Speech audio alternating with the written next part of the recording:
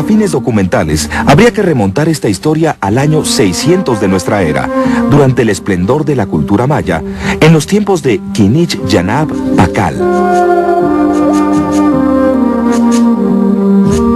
Pero quedémonos tan solo en el último capítulo, donde la ciencia hoy nos revela cómo se recuperó la belleza y función original de la máscara Pakal el Grande. En el año de 2001, el Museo de San Ildefonso, requirió al Museo Nacional de Antropología el préstamo de la máscara de Pakal y de la cabeza de estuco que tenemos aquí, para que participara en una muestra que se llama Descubridores del Pasado en Mesoamérica. Yo le pedí a Laura Filloy que hiciera un dictamen de la máscara para ver si podíamos prestarla. Y ella me dijo, la máscara está en condiciones muy frágiles, las teselas, las placas de jade están a punto de desprenderse. Así que empezamos a investigar cómo y de qué estaba compuesto el soporte que sujetaba las teselas.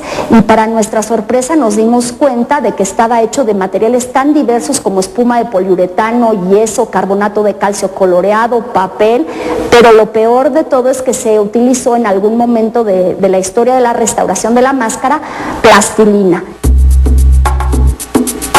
Con el paso del tiempo, la plastilina se modificó y las piezas se movieron, provocando que la máscara perdiera sus ejes vertical y horizontal que le daban balance al rostro.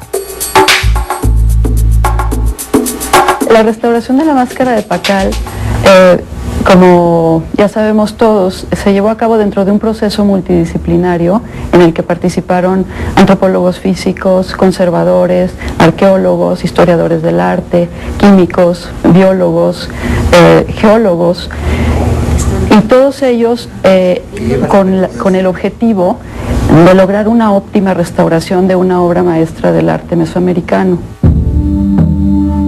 El primer paso consistió en recuperar todo el archivo gráfico y documental desde el momento del descubrimiento de la máscara, realizado en 1952 por el profesor Alberto Ruz. Este registro fotográfico fue fundamental para poder llevar a cabo la restauración. ¿Por qué? Porque nos fue indicando la posición exacta que tenía cada una de las teselas en el contexto arqueológico. Es decir, la máscara era un mosaico, un todo, que estaba montado sobre un material orgánico que seguramente se destruyó a lo largo de todos los siglos de enterramiento, y solamente quedó el material inerte, el material inorgánico de jade, que no sufre el paso del tiempo. Uno de los cambios más significativos se revelaron al reacomodar la postura de los ojos del rey Pakal, que dejaron de ver hacia los lados para recuperar su original estrabismo interno. Por su parte, expertos en jade, concha y obsidiana se dieron a la tarea de generar hipótesis fidedignas sobre el origen de los materiales y distintas técnicas de manufactura de cada pieza. En este caso es obsidiana del Chayal, es una obsidiana gris, transparente, gris oscura, puede ser negra, puede ser en algunos sectores sumamente transparente. Y los ojos fueron hechos a partir de navajas. Primero se elaboraron navajas por presión, que es sumamente común en Mesoamérica las navajas, y la parte de la fractura, la cara que se fractura, la fractura fresca, tiene una superficie muy tersa, tiene un pulido áspero, y este pulido lo que hace es quitarle el brillo. Entonces, es interesante si esto fue intencional, porque posiblemente es dar el aspecto de muerto. Gracias a las características del nácar, porque son piezas de nacaradas, se pudo identificar a la especie pintada mazatlánica, que es una es una almeja nacarada que vive en la costa del Pacífico del continente americano. Entonces, gracias a las observaciones que hicimos en el microscopio estereoscópico, pudimos identificar que las piezas fueron cortadas con herramientas líticas, quizás obsidiana o pedernales.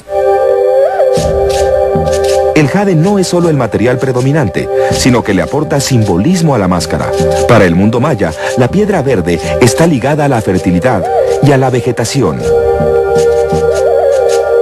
Lo primero que hicimos al desmontar los mosaicos fue revisarlos y tratar de entender no solo de dónde venía ese material, sino cómo habían hecho el mosaico. Hicieron los análisis petrográficos de las piedras y ellos nos pudieron decir que estaban utilizando 3 tipos de minerales que se engloban dentro del término jade, que son jadeíta, albita y cosmoclor.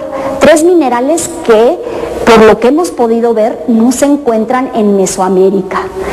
Geológicamente, la única formación de este tipo de minerales se encuentra en la frontera de Guatemala y Honduras. El material entonces venía de lejos, venía de lejos en la zona maya, lo cual nos habla de que Pakal era alguien muy importante dentro de la sociedad maya, lo cual le permitía tener acceso a un material restringido. Al desmontar las teselas de su soporte anterior y analizar cada una de ellas, se encontraron hasta 6 tonos de piedras, pista que sirvió a los restauradores para su posterior reacomodo. En total, 340 piezas. El reto, recuperar el volumen.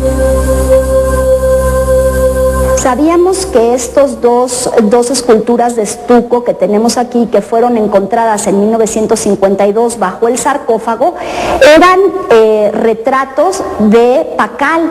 Entonces procedimos a trabajar junto con 2 antropólogos físicos de la Dirección de Antropología Física de Lina, la doctora Josefina Bautista y el profesor Arturo Romano. Con ellos hicimos un primer acercamiento para entender los rostros de estuco. Ellos hicieron un estudio craniométrico, es decir, tomaron todas las medidas del rostro para saber si ambas pertenecían al mismo individuo. Y fue sorprendente porque no solo lograron determinar que se trata del mismo personaje en 2 etapas distintas de su vida. La primera, es un joven de unos 12 años, un adolescente, tiene unos rasgos delicados, tiene la boca típica de los adolescentes. Y la segunda es de un hombre de 30 años que, si creemos las inscripciones que están en el Templo de las Inscripciones, corresponden a la edad cuando Pakal era gobernante supremo de la ciudad de Palenque. Siguiendo los registros fotográficos, los patrones de color y obedeciendo a los estudios craniométricos, se comenzó a trabajar sobre una superficie que le diera soporte y pudiera rectificarse hasta encontrar su posición original. Se hace un montaje sobre una plastilina a base de cera, que no es contaminante, y las mismas teselas, que tienen diferentes espesores, van dejando su huella sobre este soporte de plastilina a base de cera. Cuando se han encontrado todas las formas y se llega, digamos, a una propuesta congruente, entonces se desprenden todas las teselas y tenemos entonces un soporte de plastilina en el que las celdas están conformadas, digamos, están definidas por la parte posterior de las teselas, y a este soporte se le saca un molde de caucho silicón sobre el que se hace el vaciado de la resina sintética. Entonces lo que vamos a tener es un soporte de resina sintética rígido que va a tener las mismas características que que se conserva solamente como registro, y sobre él se va a ir montando cada una de las teselas haciendo los ajustes necesarios. Lo que le sigue es una reintegración de color, dejando evidencias claras de la intervención del restaurador.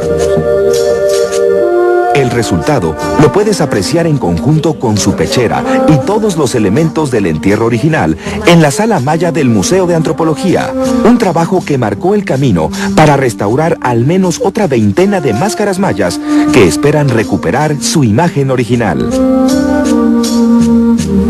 De alguna manera yo digo que le devolvimos a esta máscara no solamente la capacidad de dejar de ser simplemente un resto arqueológico, pasa a ser una obra de arte que además le permite a Pakal vivir, continuar en el inframundo tranquilo porque ha recuperado su imagen.